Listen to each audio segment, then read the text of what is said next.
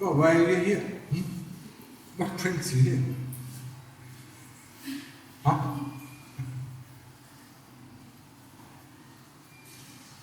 Where's your friend? You coming? Busy with life. Yeah?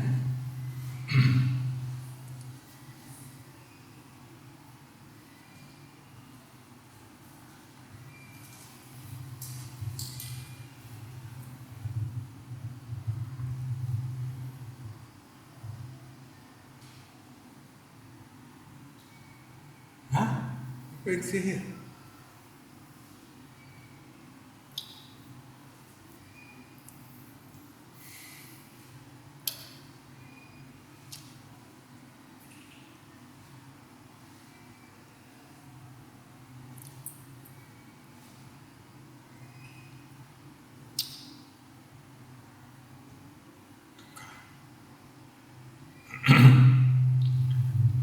Dukkha.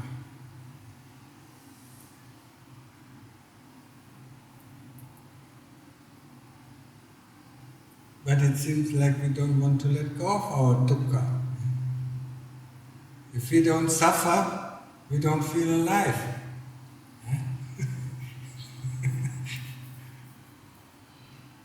The more we are depressed, the more we feel alive. If we are happy, we don't feel alive. Just happy.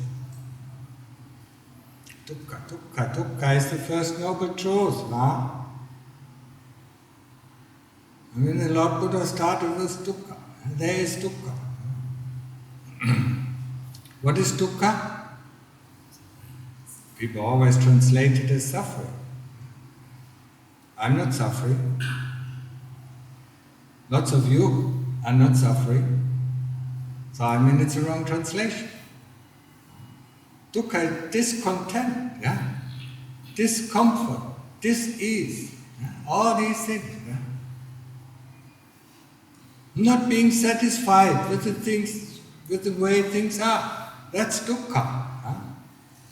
Of course it can include suffering, can include pain, painful feelings, suffering, mental suffering, physical suffering, but mostly it's discontent,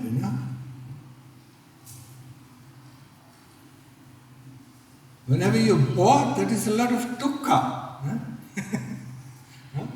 Not knowing what to do with oneself, that's dukkha.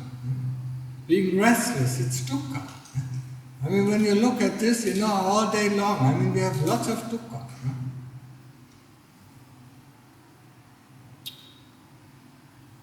The second noble truth is, the cause for our dukkha. It's our desire. Wanting this, wanting that, not wanting this, not wanting that. Wanting to be like this, not wanting to be like that. That causes dukkha. Meeting with the things we don't want to meet, and the nice things that we want to have, when they depart. That's all the cause for dukkha.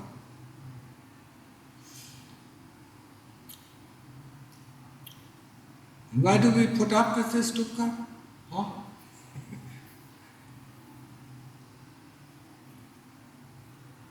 So much dukkha, that's why people take drugs, drink alcohol, to numb their mind so they don't see the dukkha. But that's not the way out of dukkha. At least the Lord Buddha didn't teach. So what is the third noble truth? That there is an end to dukkha. And the fourth noble truth is the path that leads to the end of dukkha. And it starts with Sila, Samadhi, Panya. 3 colors. Sila are the 5 precepts. Not harming any living being. Not taking what is not given. No sexual misconduct. Having a wife, that's enough. You don't need to have 2 wives. Having one husband, no need to have 2 husbands. I don't want to get explicit. The fourth one no lies, no deceitful speech, no harsh speech that hurts other people. And the fifth, no alcohol, no drugs, everything that makes us unmindful. And when you look at the world, it's full of drugs, full of alcohol, everybody drinks, because they think that is how they get rid of their dukkha. They just numb themselves, until they don't know what they are doing. That's not the way out. So sila is one part of the path that leads to the end of dukkha. Panya is another part. Investigation. But in order to do panya, in order to contemplate properly, you need samadhi. All these three things, to help each other. If you have sati, if you develop concentration, that fosters our awareness if our sila is wrong. If you develop panya, if you develop wisdom, that fosters our awareness that our sila is wrong. If our sila is not good, we cannot train in samadhi, we cannot train in panya. So each one supports the other one. So that's why it is important, to raise all three columns at the same time, so that we can build a stable house, that leads us to the end of dukkha. But there are three prerequisites before we even can start practicing. What are they? Generosity.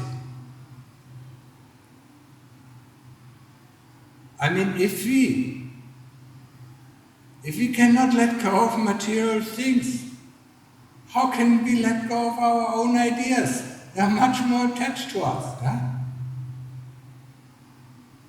If you can't let go of these little things that we accumulate, think about, letting go of all your thoughts, your ideas, you accumulated over the years, Your opinions, your views, That's why it is a prerequisite before we can even start practicing. Generosity, letting go of material things, and then we can let go of non-material things, of our ideas, of our opinions, of our views. The other thing is respect. Respecting our elderly people, respecting our parents, respecting teachers. Respecting the Dhamma. That is very essential. If we can't respect the Dhamma, if we can't hold up the Dhamma, there's no hope for us to go that path. In Thailand, for instance, you never put a picture of an Ajahn or the picture of the Buddha on the floor. You never step over a picture. You never step over a Dhamma book. You always put it as high as possible. That is a respect for Dhamma. But the Thais are so trained, in the Dhamma for over 1,000 years, probably 2,000 years. It's ingrained in their habits. So you don't have to teach them the generosity, you don't have to teach them respect. But people who are brought up in the Western style, they all lack these prerequisites. There's only once in a while where Lungta Mahapo, my venerable teacher, talked about it. But very sparsely. You should not come late, That's also, I was talking about respect for the Dhamma,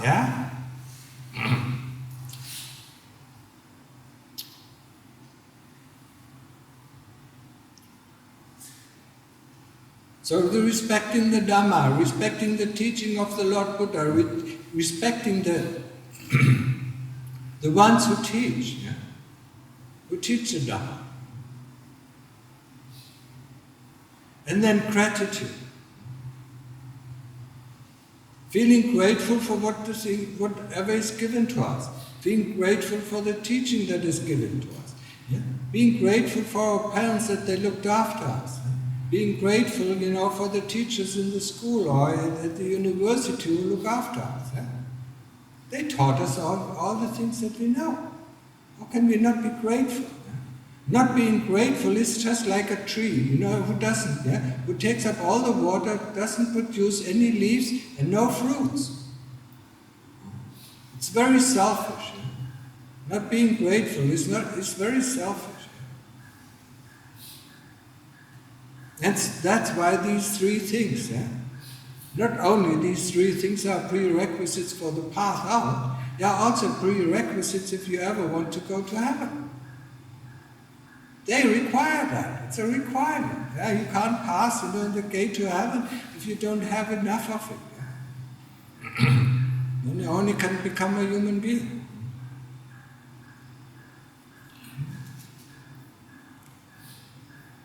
I know, I come from the West, I know, we don't have a lot of these things. We don't have respect for our parents, we don't have respect for our teachers. When they are old, we put them in old folk home, and then maybe visit them once a year, for 5 minutes, because that's enough. Let other people take care of them. We call it's a burden. We have been a burden to our parents for 20 years. Everybody who raises children knows that. So we should pay them back.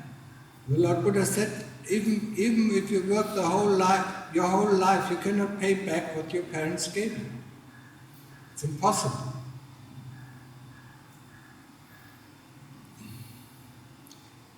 So develop these things, prerequisite, If you want to succeed on the path, out of the hamster wheel, find the door and get out of the hamster wheel. Or in other words, samsara, then you need to develop them. And you will see, you will get stuck on the path, you will get stuck, training samadhi if your sila is not good, or if you don't have enough generosity or respect and gratitude. Then you get stuck on the path, and you don't know why. Just look, remember what I said very well. If you start to get stuck, look at these things, Maybe there's something missing, and then start to developing these qualities or these attitudes, and then you will see your practice will progress again.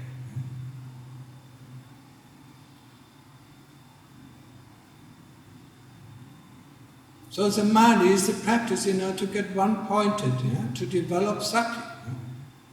There are two things, concentration on one point, be it the tip of the nose, or be it the mental repetition of the word Buddha, or if it is too difficult, you can take Bud with breathing in and Do with breathing out. Take anything that you like, in the beginning. And then don't stray away from it.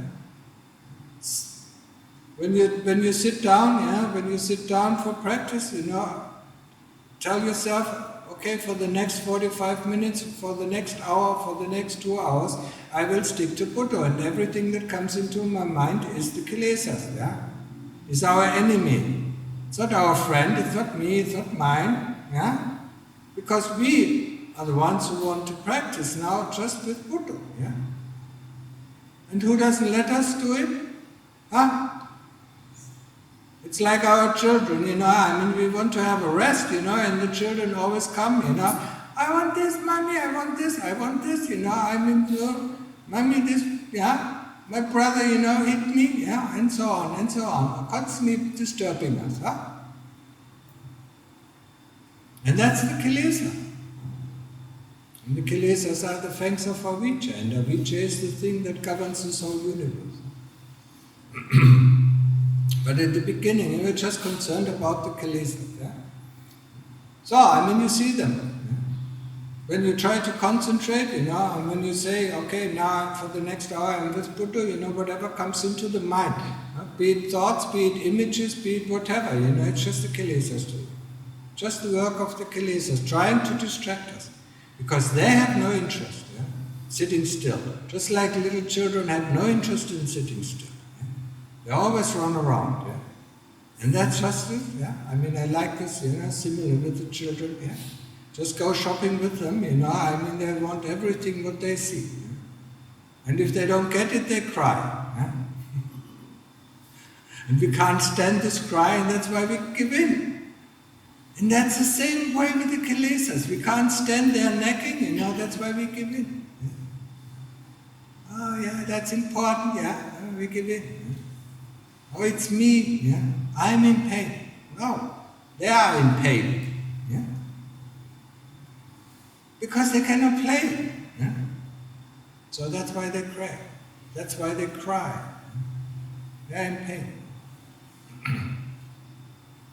So we develop this concentration until the mind gets still. Yeah? Once the mind gets still, once there are no more thoughts, once there is no more memories coming up, yeah? I mean, we are happy, we are contented, we don't wish anything. Yeah? I mean, what more can we want? Yeah? And that's where you see, satisfaction is there.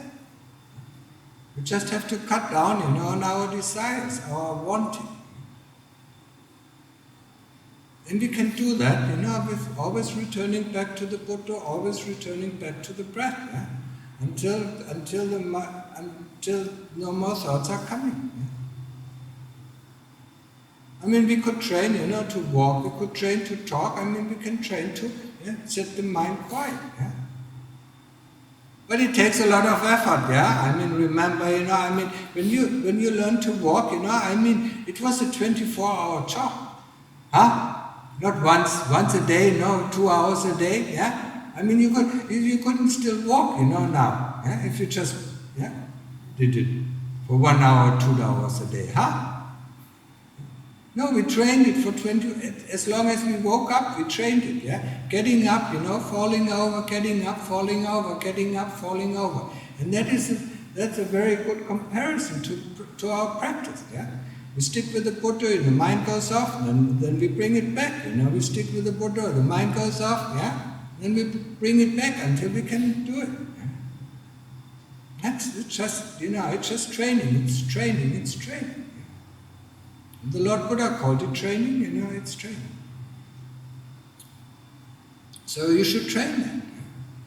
I mean, if you want to feel that contentedness, that awaits us, in Samadhi, I mean, or do you like your dukkha? You seem to cling on to this dukkha, you seem to like it so much, you can't let go of the thoughts that cause all these worries, that cause all these fears, yeah?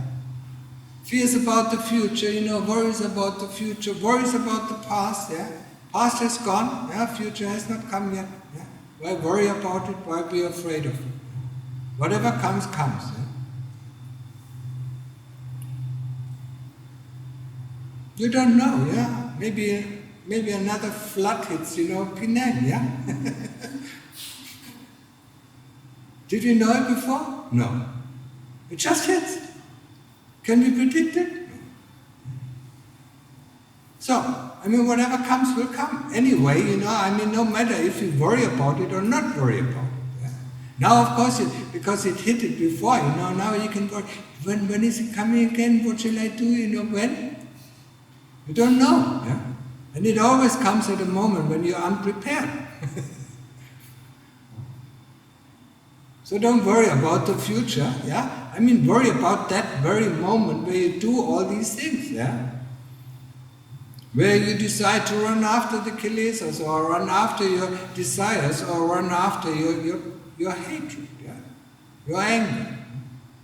That's what is important, that present moment. And that's what we learn with this practice of Samadhi. Samadhi is just a state, where we can relax, where we can energize ourselves. Just like I said yesterday, I mean, every one of us needs to go to sleep, yeah, and we love to sleep. Why not sleep in a very healthy way? Yeah? That energizes not only the body, but also energizes the mind, the chitta. Yeah? That is sleeping, Samadhi, you can call it sleeping, yeah? When the mind rests. But you only like to put your body to rest, yeah? But sometimes it's not at rest, yeah? Huh? I mean, if you start, if you fall asleep with all these worries about what is going to happen tomorrow, I mean, the next day you wake up and you're completely tortured. Yeah? I mean, if you fall asleep, with a clear mind where there are no thoughts and memories, you wake up the next morning and you feel completely refreshed. Yeah? So why do we put all these things there? Why do we worry about all these things there? Has worry ever, kept these things from appearing? No. Has worry, any kind of worry or thought about worries, has changed the world or changed the situation? No. And we know it. So why do we still keep on worrying? Yeah? Instead, the moment you notice worrying, it's just say, yeah? It doesn't change, our thoughts does not change the reality. Yeah? Words do change, yeah? And actions do change. But the thought is preliminary. So thoughts of worries, thoughts about the future, thoughts about the past. The past you can't change. Whatever you did in the past, it will come back to you, it will haunt you, but there's nothing you can change it. Just accept it, In German we say, the soup that you make, you have to eat. Yeah? So the karma that you have done in the past, you will have to experience. Yeah? Sooner or later. Probably not in this life, but in the next life. So don't worry too much about it. Just do some good, yeah? We all want good things to happen to us, yeah? When we look, we are envious of people, that seem to have lots of good luck, yeah? It's not good luck, it's their good karma. We shouldn't be envious. Instead of, we should remind ourselves, have we done enough good things, that will come back to us? Yeah? And then we see, we are really stingy, yeah, in our heart. Yeah? We don't like to do good, we just like to get, yeah? Ow, yeah?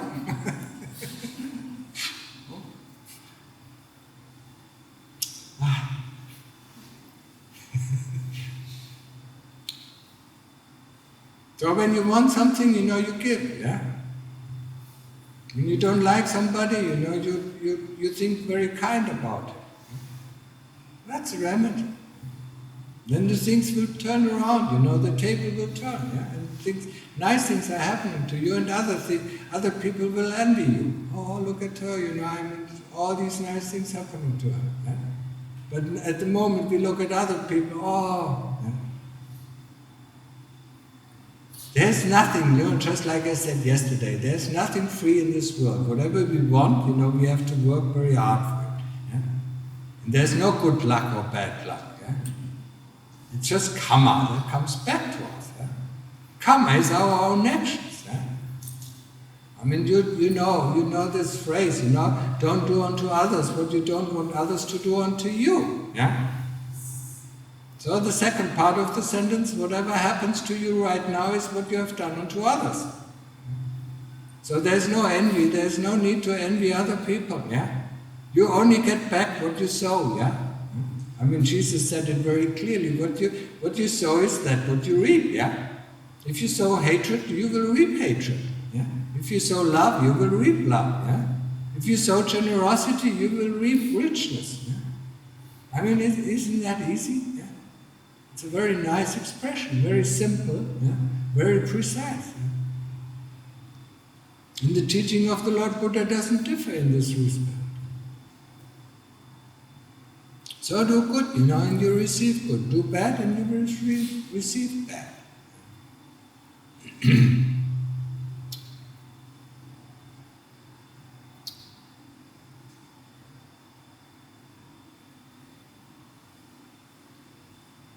But it's so hard. Yeah? You always want. You always want, yeah? Why are these people not friendly to us, yeah? Why are they bossing us around? Why are they constantly criticizing us, huh? If we haven't even if we haven't bad mouthed other people, other people wouldn't bad mouth us. Huh? Now watch your tongue, and you see how easy it is. Oh, look at this person, he's so bad, yeah? And women are especially good at that. I mean, men use their physical strength, women use their tongue, yeah? Now? We know it, yeah? So keep the tongue in check, yeah? So easy, we can't even control it. It came out, oh wow, so fast, yeah?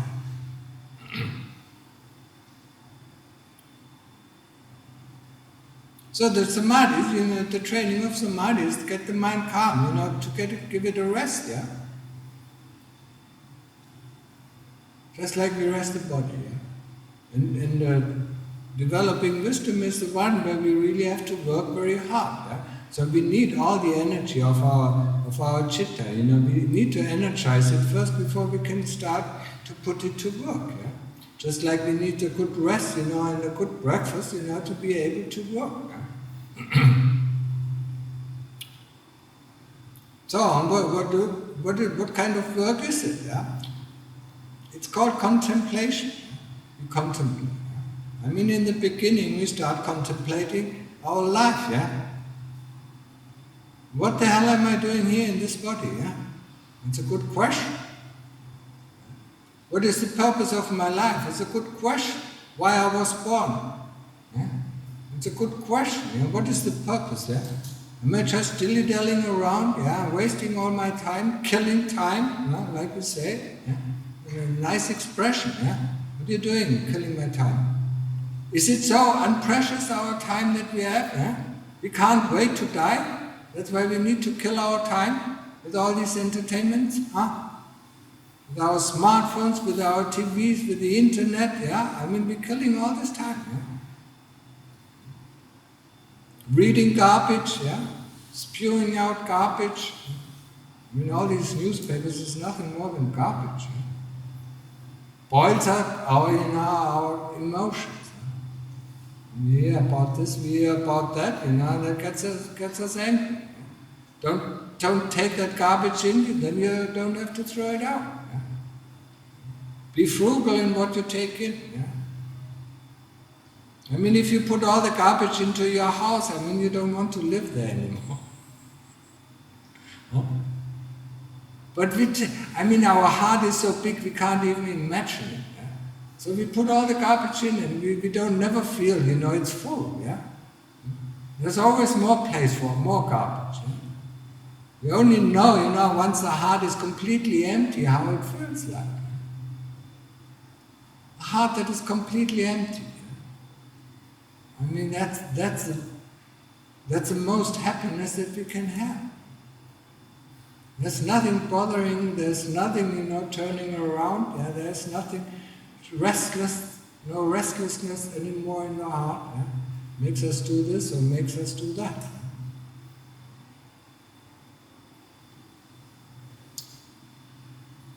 So don't take so much garbage in the heart. Yeah?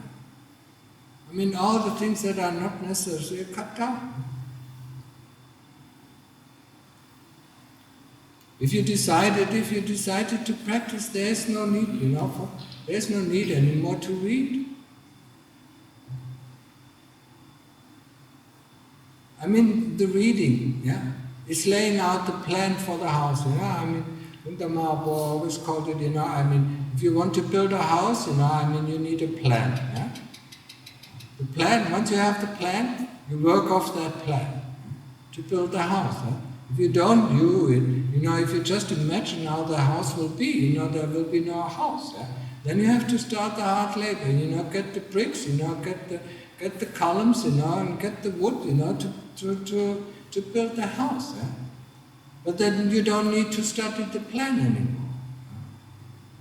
So once you start practicing, you don't need these books anymore.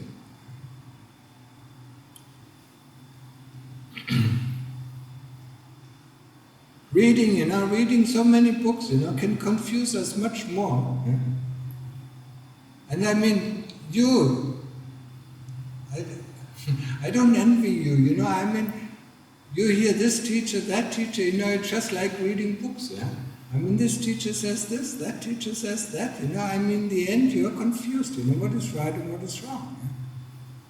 What is right and what is wrong, I mean, you can instantly, you know, feel within your heart. Yeah? The teacher, you know, I mean, the Lord Buddha said it, you know, at that time of the Lord Buddha, there were thousands of teachers, yeah? Everyone teaching is something different.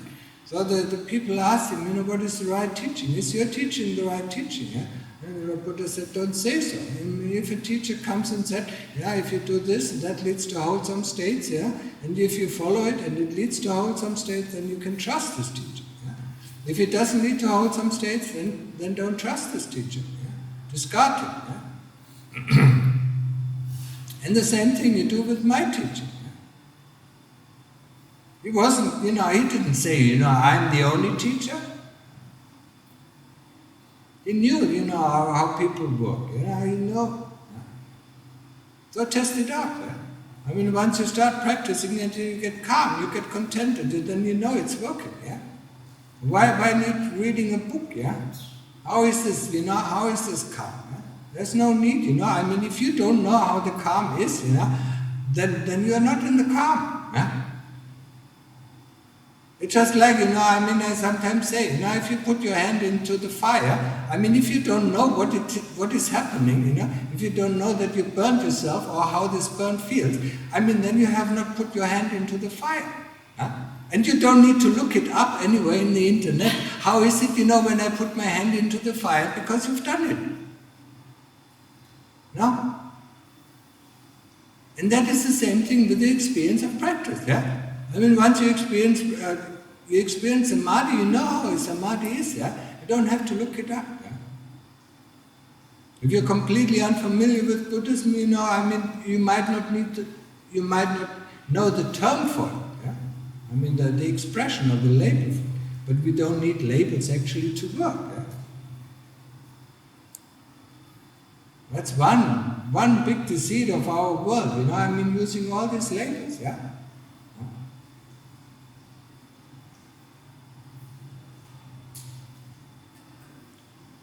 All these different feelings that we have, you know, I mean, yeah, all these labels that we have. In the end, we don't even know what we're talking about. Yeah? Everybody says, you know, I'm in pain, I'm in pain. And when I ask them what is pain, they don't know. What is pain? Where does it arise? Yeah? We don't want to look at it, we want to get rid of it. Yeah? With other feelings as well. Yeah? I mean, if it's pleasant feelings, you know, we don't stay with the pleasant feeling. We go in thoughts, you know, I want more of it, you know. Just like with good food, you know. I mean, we taste good food, and then instantly the thought comes, I want more, I want more, I want more, I want more. Yeah? Not even knowing what the taste is like. Yeah? We just talk about it, yeah. We're good at talking, yeah. We're good at manipulating symbols, you know, creating new symbols, not actually knowing what the value of the symbol is. Yeah? So we're not living in the reality anymore, we're living in a world of symbols that we constantly manipulate, yeah? And we exchange, you know, when we talk to each other, we exchange these symbols, yeah? Not really knowing what we are talking about. And when you listen to a person, yeah, that is talking, yeah? I mean, what he says, you know, and what his heart says are completely two different stories. He says one thing, you know, and his heart tells me another thing. Isn't that interesting? That's how far off, you know, the grid we are already. Yeah? We're so far off, you know, we are so far off reality that we don't even know, yeah, what reality is anymore like. And that's where contemplation starts to kick in. We're going back to reality. Yeah? And the one thing that we have to realize is we actually don't like reality. It's so much more fun, you know, to play in this virtual world, yeah? The symbols, yeah? the world of symbols, the world of meanings, that we don't like to be in reality. We don't like to know what a painful feeling is. Yeah? I mean, if pain arises while we sit in meditation, we get up, and then the pain is gone. Yeah? So can it be physical pain? Oh, it hurts so much, I need to stop my meditation. Yeah? Then you get up and the pain is gone. So what is pain? Huh? We don't know. Actually, when we're honest, we have to say we don't know. And that's exactly what we have to do when we contemplate. What is pain? Where does it come from? Where is it? Yeah? Because it seems magic. The moment we stop meditation, pain stops. Isn't that magic? Really magic, yeah? Or our boredom stops, other things stop. Our restlessness stops the moment we get up, yeah? Oh, I'm so restless, I can't meditate today. We get up, do something and the restlessness is gone. Or the boredom has gone, we just watch a movie, or look up at the internet, yeah? Or watch our smartphone, because that is the whole world in one hand,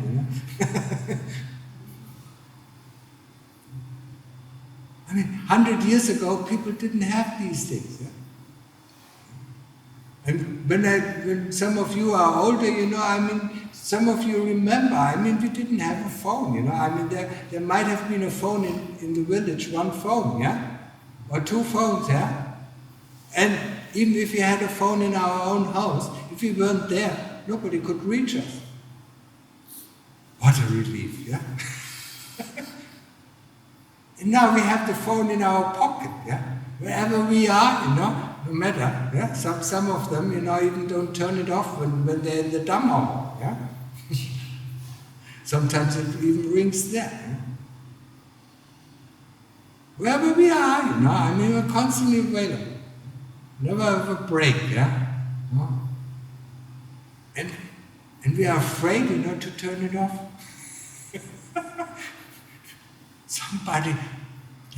Something important must, we might miss something important. The important thing that we are missing is sati, is this awareness of what is going on right now in the moment. That's the only thing that we miss, So turn off your smartphones, for a while and see, you can breathe, yeah. Nobody's going to call you, yeah. If you don't want to be alone, go and enter Samadhi. You're not alone, never alone. Yeah? You're unified with whatever there is in this world. Yeah? That's an experience of Samadhi. Yeah? If you don't want to be alone in this world, you're not going to Samadhi. Yeah? And there's no loneliness. Yeah? And we are driven by loneliness. Our society, the more entertainment we have, the more lonely we feel. Yeah? 100 years ago, there were big families, there are 3 or 4 generations living under the same roof, yeah? There was no loneliness. Now we live ourselves in one apartment, and of course we are lonely. All what we see is these walls around us that shield us from everybody else, yeah? How can we not be lonely, yeah? But the point is, the loneliness doesn't have to be there. We can be, the moment we enter Samadhi, how can we be alone? How can we be afraid? How can we worry about anything? Because everything there is complete. Yeah? And why? Because this intruder that constantly, nags at us, yeah? This I, this self has gone for that time. And if you've been long enough, in there, for an hour, 2 hours, or 3 hours, when you come out, you feel this intruder is not only an intruder. This is a warlord, that constantly shoots at you, oppresses you, makes you do things that you really don't want to do.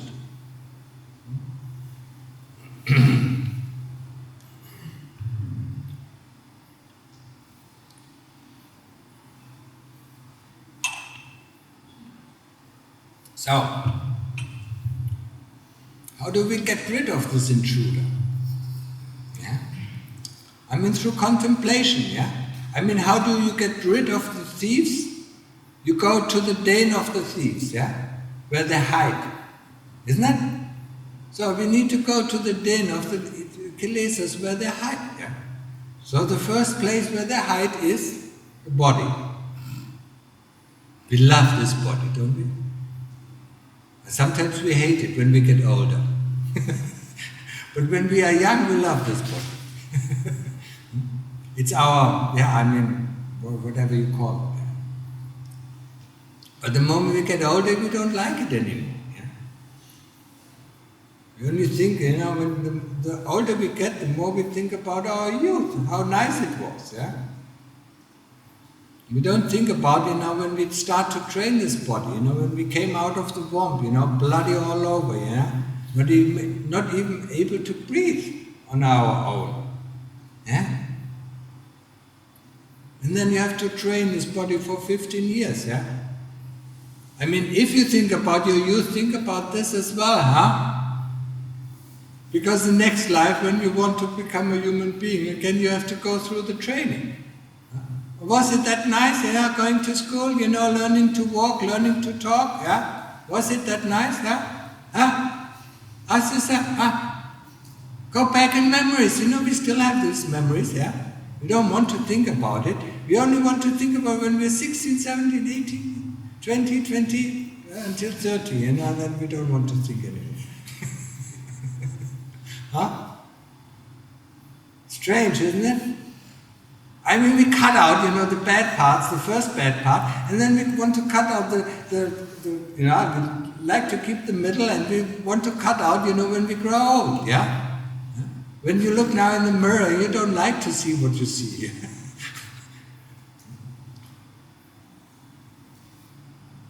So we only want to keep a little bit of part, But, the human birth comes in a whole package, yeah? It starts with birth, it starts with training, yeah? This body doesn't know anything. Yeah? I mean, if you have little children, yeah, observe them, how they train this body. Constantly, yeah. I mean, trying to grab something, trying, to get on their feet, yeah. 24 hours, yeah, I mean, they have to. They have to program this robot that they want to use later on. Because it's nothing else, yeah. I mean, if you have time, and if you have some time, go to YouTube and look how they program a robot, an industrial robot, yeah. That's how we train our body. I mean, they go there, that's too far, let's go back, and then until it is right, and then if they grab something, that's too strong, yeah. A child learns the same thing. We learned it that way. So where's the difference, huh? I mean, it's a biological robot, yeah. The other ones are out steel, yeah. That's the difference. And our chitta is, imprisoned in this robot, yeah? Doesn't get out, until this robot dies, yeah? And that is so much fun, huh? Seems so. This body gives us, and that is the first contemplation. That's where the thieves hide. That's where the kilesas hide, yeah? I mean, the mass of the kilesas hides within this body. That's their, yeah? That's their nurture ground, yeah? That's where the plant grows, yeah? That's a pot of earth, yeah? So we have to destroy the illusion about the pot of earth, yeah? That it is nice. The body is nice, isn't it? That's why we wash it every day. Huh? That's why we wash our hair. That's why we wash the body. Where does the dirt come from? From inside, isn't it? Huh? We don't like it. Think about it, yeah? You like your hair, yeah? I mean, when you stand in front of the mirror, okay, nice, comb it, yeah? Wash it, yeah? Then you wash it, you're under the shower, you wash it, and then the hair falls into the drainage. And what comes up when we want to pick up the hair? Disgust. Huh? Why? I mean, as long as it is on your body, you love it, yeah? The moment it is down in the drainage, you find it disgusting. Or when it falls into the soup or into the meal, yeah? Disgusting. Huh? But as long as it is on the body, you find it so amazing, yeah? I mean, it's so great, yeah? Why? That is contemplation. You're asking. Same thing with the fingernails. You like to polish it, you know, you cut it, and then you find it disgusting what comes off. Huh?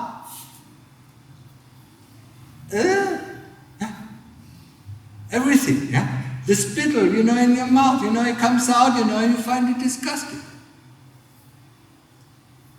Why? Whatever comes out of the body we find disgusting. Whatever goes into the body we find nice. Huh? I mean, there's something wrong with our thinking, yeah? Isn't it? Huh? The food, you know, we like, you know, when it goes in, yeah? When it comes out, yeah? Do you put it back into your mouth, huh? Huh? I mean, it's just natural, you know? I mean, it just gets processed, yeah? So, that is, you know, I mean, that's our idea, you know, there's something wrong with our idea about this body, yeah? I mean, it's a chemical factory that turns everything that is nice and beautiful in something that is disgusting, yeah? That's the truth about it, isn't it? Did I say something wrong, yeah? We don't like the things that are coming out, we don't like sweat, we don't like the spittle, yeah? We don't like even the poos or the blood that comes out. I mean, some people, you know, when they see their own blood, they fall unconscious, yeah? Yeah, so, really, yeah? Or they can't see, you know, when somebody is taking off the blood. Yeah? Strange, isn't it? Yeah? I mean, if you just take the skin off, yeah, what do you see? You probably would throw up, yeah? Huh? And that's what they do, you know, I mean, the medical students, in their first, you know, first or second semester, yeah, when they go and open up their first corpse, yeah, they either fall unconscious or throw up. Yeah. Even, you know, the second and third semester warns them, yeah, be careful, you know, no, I'm not going to throw up. Yeah. They open the body, they just open this body. I mean, nobody tells them this is disgusting. Nobody tells you. I mean, when your hair goes down the drainage, it's disgusting. You feel it. Huh? You feel it, yeah? And when they open up the body the first time, you know, they feel it. Yeah? It's a mess. It's really a mess. Yeah? Now take your husband, you know, the skin off, you know, and try to hug him. Yeah? Don't want to even come close to him. That's the skin. Thin. And it hides all this shit, you know, that's underneath. Yeah? We just take it off and we don't like this body anymore. Huh? That's the contemplation, you know. That's one, you know, we can start the contemplation with this, yeah. Just this, yeah. Birth, yeah. Old age, sickness, death, yeah? The training of the body, yeah? The old age, you know, most of us, you know, are old people, yeah? They know already, yeah, it doesn't work anymore like it used to, yeah? So we contemplate this, yeah? Or we contemplate, you know, I mean, what I just said, take the skin off, you know, and look at it. All the things that come out of the body are disgusting, and everything that goes into the body or on the body, it's nice. Eh?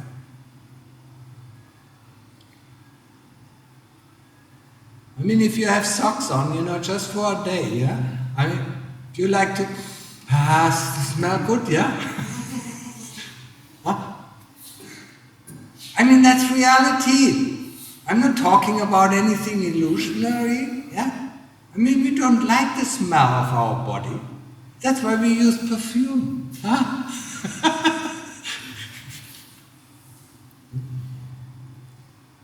We want to deceive other people that our body smells nice, yeah? That's why we put perfume on it.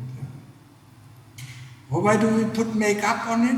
Makeup for what? For the deficiency. Yeah?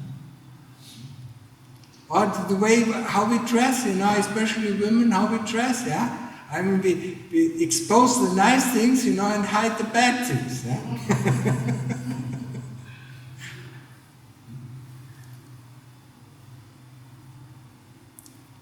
That's reality. I mean, that's the truth. Yeah? And that's something that we should contemplate. What is this body? What kind of joy does this body give us? Huh? That's another question. That's another contemplation you can ask yourself. What kind of joy does this body give us? Yeah? Eating. Yeah? I mean, you wouldn't eat if you were not hungry. And hungry is a pleasant feeling? Huh? Anybody? Hunger? If you're really hungry? Is that a pleasant feeling? Huh? So we only eat while we are hungry. To allay hunger, to allay this unpleasant feeling. And when we are full, we don't want to eat. Somebody tries to stuff some nice things in it, you don't want. Yeah? So we only want, we think wrongly in this respect. Yeah? I mean, it is not pleasant to eat, we eat because we are out of dukkha. Yeah? We drink because out of dukkha. And then we think it's pleasant, when the dukkha disappears. Yes, run against the wall, hit your head hard against the wall and wait until the pain relieves, yeah? And then feel, that's so nice. Yeah? Actually in German we have a saying, yeah? Running against the wall and, until the pain relieves, yeah? That's pleasure. That's what we do constantly. The dukkha of the body we relieve, and then we think, and we assume it is pleasure, to eat. If you're full, you don't want to eat. It's not pleasure. If somebody forces you food down the throat, that's not pleasure. So, eating is not pleasurable. It's only pleasurable, if you're hungry. The same thing for drinking. It's only pleasurable when we are thirsty. So what else, yeah? Well, where's the other choice of the body? Yeah? Is it a joy, to go to the toilet, yeah?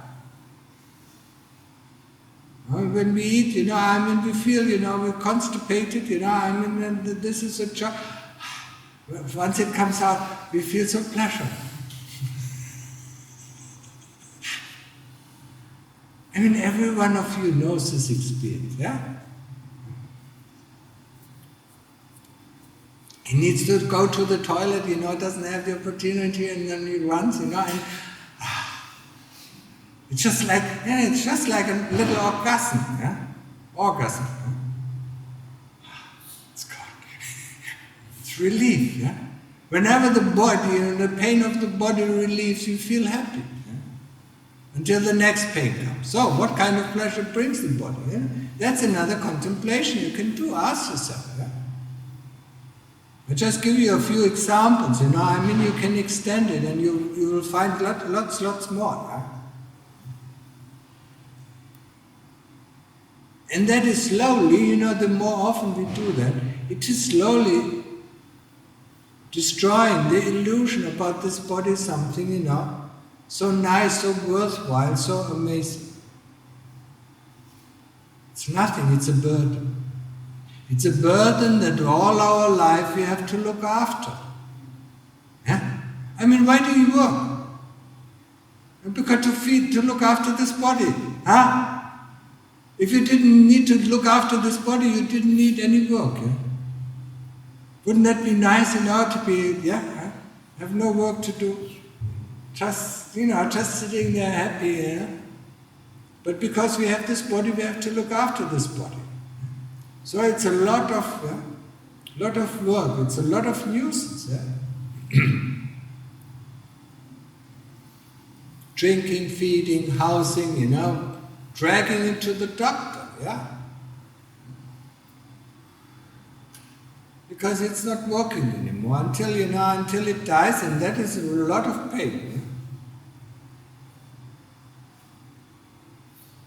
But the body, yeah, or the human life, is the one, is the only plane of existence, yeah, that is the jumping board, yeah, where we can find the door out of samsara or your hamster wheel. I mean, that's what the Lord Buddha said. It's a jumping board. It's a door, it's the easiest way. Because we have dukkha and sukha in equal terms, yeah? In equal terms. I mean, we have sukha sometimes, yeah? I mean, we feel pleasure sometimes, and we have dukkha sometimes. Yeah? The beings underneath us in the lower realms, have so much dukkha that they can't even think about, spiritual things. Yeah? And the beings in the upper realms, not all of them, but most of them, have so much sukha that, I mean, if you have so much sukha, you wouldn't come here. Huh? If you feel happy all day long, why come here, and put yourself through all these, things that you don't want to hear, really. And through the pain, when you do a sitting meditation, trying to concentrate the mind that doesn't want to be concentrated, yeah? I mean, if you wouldn't have enough dukkha, you wouldn't do it, yeah?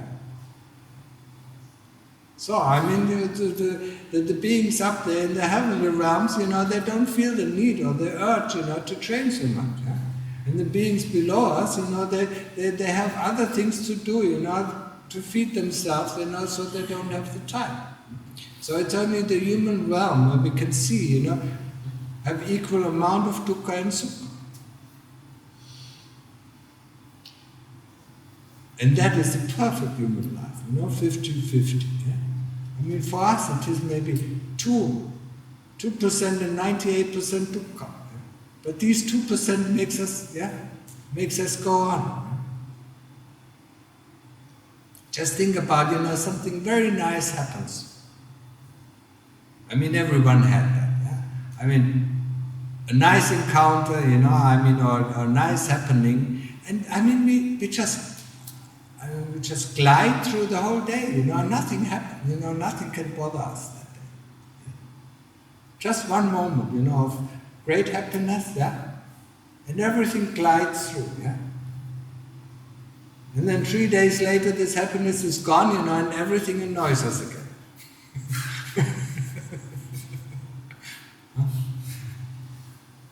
I mean, every one of us fell in love, and then the first time we fell in love, I mean, everybody was a nice person around us, yeah?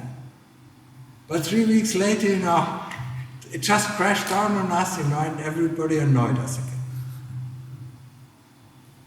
That's what, that's what a happy feeling can make, with us. It can make our day. So we don't really need that much, yeah? I mean, if we have too much, we don't practice. Yeah? So we have to have, enough dukkha, to be able to practice, but also some sukha, to be able to practice as well, yeah? I mean, if it's just only painful, if meditation wouldn't bring us any happiness or contentment, I mean, nobody of us would practice. Yeah? But there is this, there's just this samadhi, that so nice. Yeah? When we come out, then we have to practice again.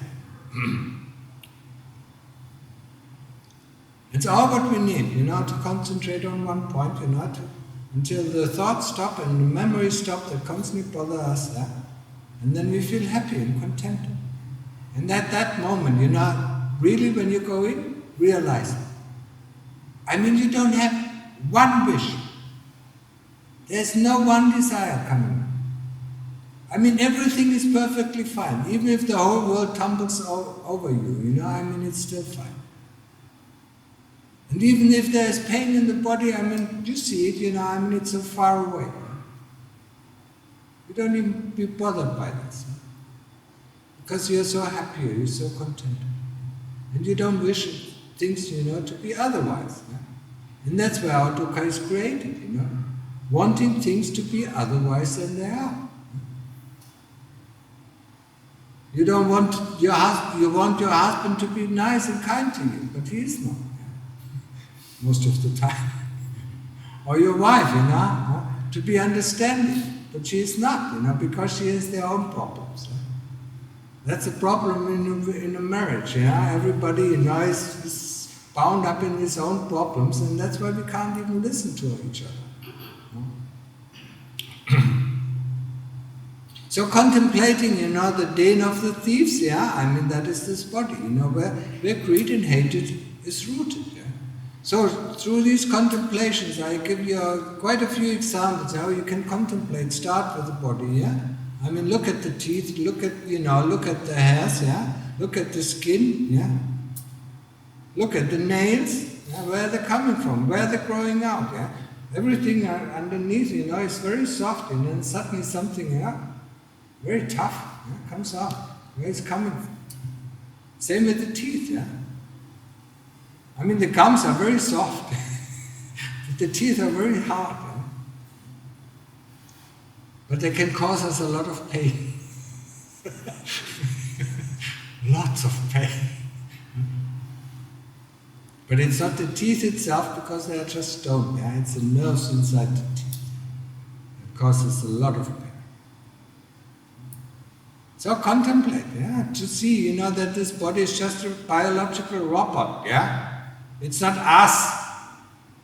It's not me, it's not mine, it doesn't belong to me, we just happen to enter it before birth, and we leave it at death.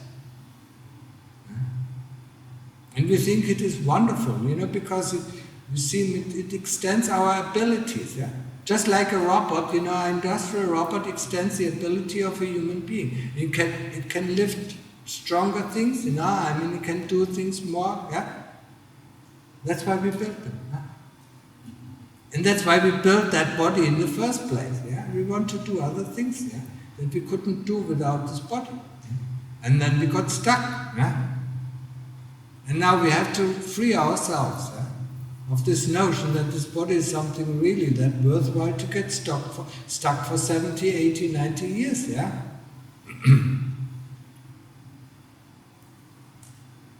Is it? Think about it, contemplate it often, to get a little bit disillusioned, And next time you look in the mirror, take off your skin and look what is underneath it. You like it?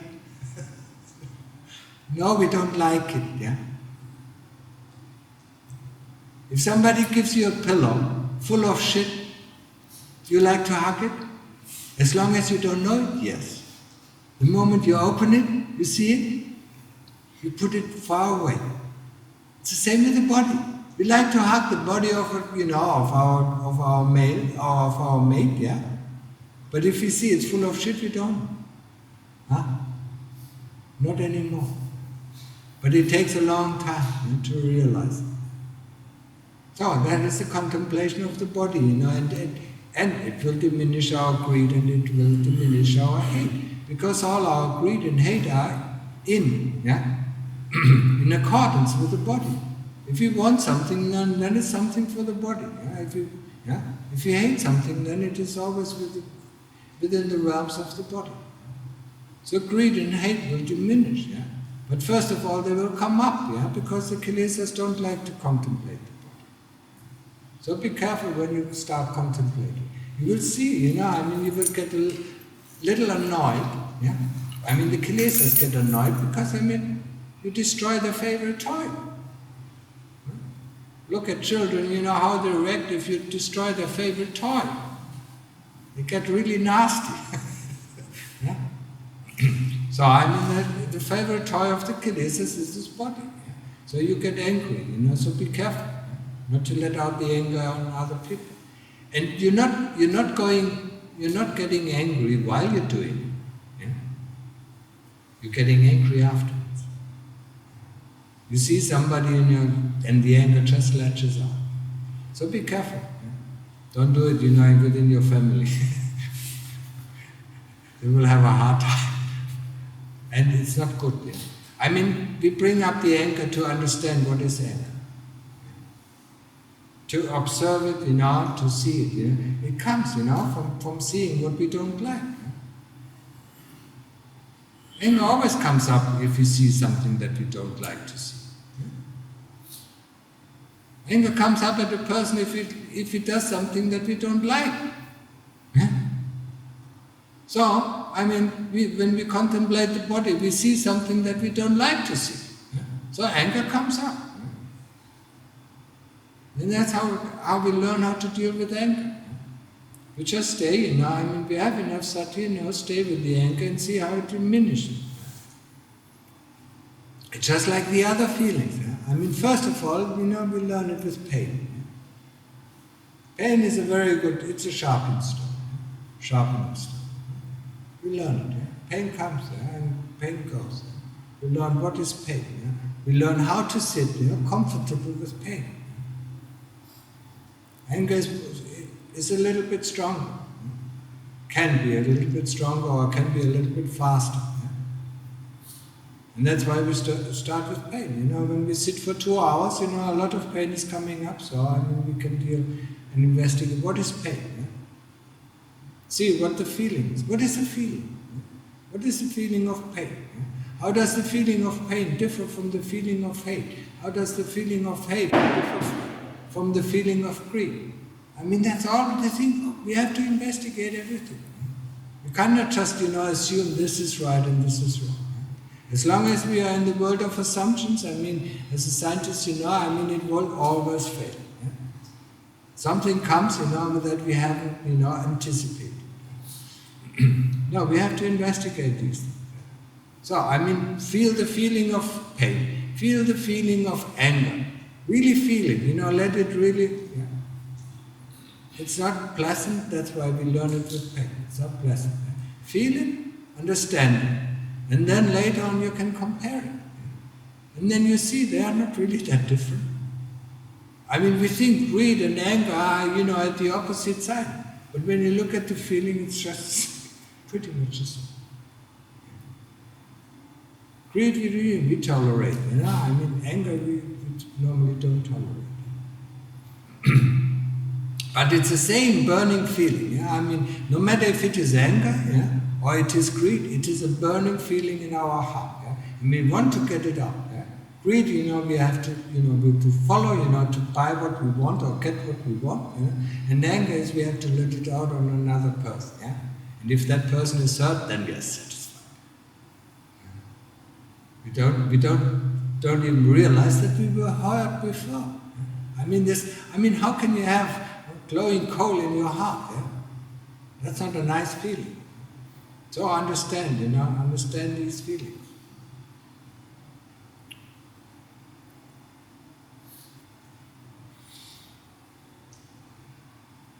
That's the first part, when we do contemplation, when we contemplate the body. And when we do Samadhi, we contemplate pain. Pain is the only object that we are allowed, during Samadhi practice to investigate, to come to. Then we have two. We have two, the body and feeling. The most important thing. The most important things of ourselves. Because we are identified with the body. We show our pictures around. Look, how nice. When I was 7 years old, when I was 15 years, when I was 20 years. That's how I looked. It's our body.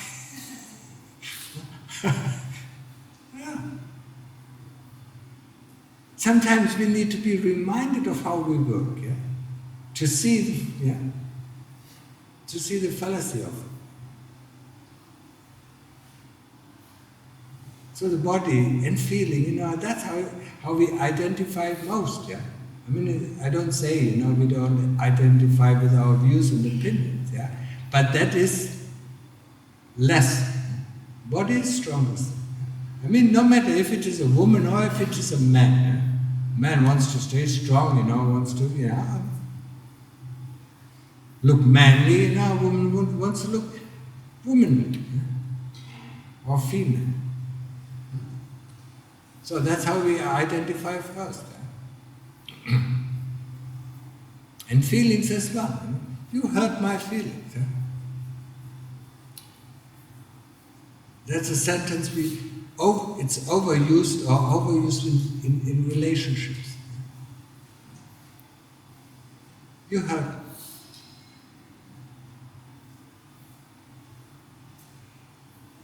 So, investigate feelings, investigate, body. Yeah. And then you got rid of the biggest mess. Yeah.